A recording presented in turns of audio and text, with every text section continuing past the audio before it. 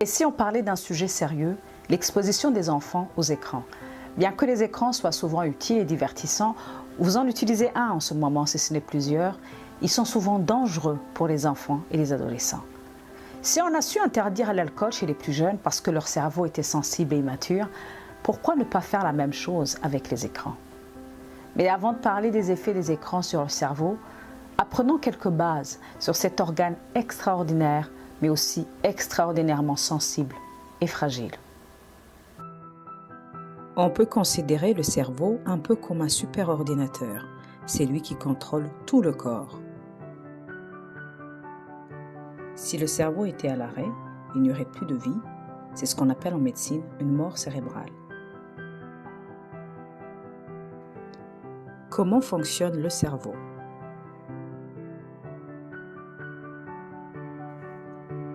Il fonctionne entre autres grâce aux neurones, et ces neurones sont comme des fusibles ou des fils électriques qui amènent la lumière dans une maison. S'il y a une grosse tension, il y a risque d'avoir un court-circuit et toute la maison ou certaines chambres de la maison vont se retrouver sans électricité. Voici le cerveau d'un jeune enfant. Tant qu'il fonctionne convenablement, l'enfant est heureux, joue avec les autres et apprend normalement. L'impact négatif directement sur le corps. La sédentarité, c'est-à-dire le fait de ne pas faire bouger suffisamment son corps. On reste assis devant les écrans, c'est-à-dire la télé, les téléphones. Le corps doit bouger tous les jours, sinon il finit par avoir des soucis parce qu'il n'a pas utilisé l'énergie fournie par la nourriture. Le surpoids et l'obésité, c'est quand le corps garde plus d'énergie puisqu'il n'en faut, sous forme de graisse, et tout cela survient parce qu'on ne bouge pas suffisamment. Le manque de sommeil. Le cerveau, pour dormir, produit une substance ou hormone appelée mélatonine. Elle est donc nécessaire pour notre cycle de sommeil. Mais les smartphones émettent une lumière bleue qui empêche notre cerveau de produire cette mélatonine, donc de dormir normalement. Notre superordinateur au cerveau prendra alors plus de temps pour faire reposer tout le corps. Les douleurs. Les personnes qui utilisent les écrans ont souvent des douleurs dues à la posture. Ça peut être au niveau du cou, du dos, des épaules et parfois même au niveau des poignets. Troubles de la vue. Quand on est exposé aux écrans pendant longtemps, on finit par avoir des problèmes au niveau des yeux. Cela peut se manifester par une fatigue visuelle, par des troubles de la vision, par des maux de tête, les yeux qui picotent et à la longue, même une progression de la myopie. Quels sont les problèmes psychologiques et sociaux? On observe une diminution du bien-être qui se manifeste par une diminution de l'estime de soi, une augmentation du stress et une augmentation de l'anxiété. On remarque aussi des difficultés d'apprentissage qui se manifestent par une diminution de la concentration, des problèmes de mémoire et des troubles de l'attention. Parlons de dépendance.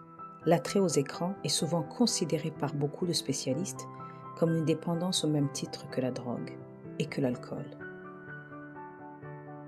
On observe aussi beaucoup de problèmes de socialisation. Beaucoup de jeunes et adolescents commencent à s'isoler, à vivre reclus et par la même occasion commencent à être violents. En résumé, que peut-on retenir? Le cerveau de l'enfant est encore fragile, malléable et très immature. Chaque expérience affective ou relationnelle modifie en profondeur ces neurones. Les récentes découvertes sur le développement du cerveau ont montré qu'une grande partie de cet organe est dévolue aux relations sociales, aux émotions et aux sentiments. Puisque le cerveau des enfants est riche en neurones, il doit donc être protégé contre des substances comme l'alcool, la drogue, le plus tardivement possible, parce qu'il arrive à maturité vers l'âge de 25 ou 30 ans. C'est quoi les neurones? Les neurones, ce sont des cellules du cerveau qui permettent le transfert d'informations de certaines zones du cerveau à d'autres, un peu comme les fils électriques d'une maison qui acheminent de la lumière. Le corps humain produit des substances biologiques appelées hormones qui font fonctionner le corps. Ces hormones peuvent être considérées comme certaines applications de téléphone qui optimisent le fonctionnement de cet appareil. La mélatonine est aussi une de ces hormones produites par le cerveau, pendant la nuit en particulier, et qui a comme objectif de bien réguler le sommeil en lui donnant le signal pour s'endormir. Mais cette mélatonine ne sera pas produite en quantité suffisante si les yeux sont exposés à la lumière bleue des écrans. On aura donc des problèmes à s'endormir. Si l'alcool est proscrit chez les enfants et les adolescents, c'est que leur cerveau est en plein développement, donc encore fragile. Le problème des écrans est souvent considéré par beaucoup de spécialistes comme une dépendance au même titre que la drogue et l'alcool. Il y a donc urgence. Je peux comprendre que toutes ces informations peuvent vous faire peur, mais il y a une solution et vous en avez la clé. Réduire le temps que les enfants passent devant les écrans. Le début sera difficile, c'est sûr, mais cela est nécessaire et très urgent. La plupart des problèmes que nous avons vus vont disparaître.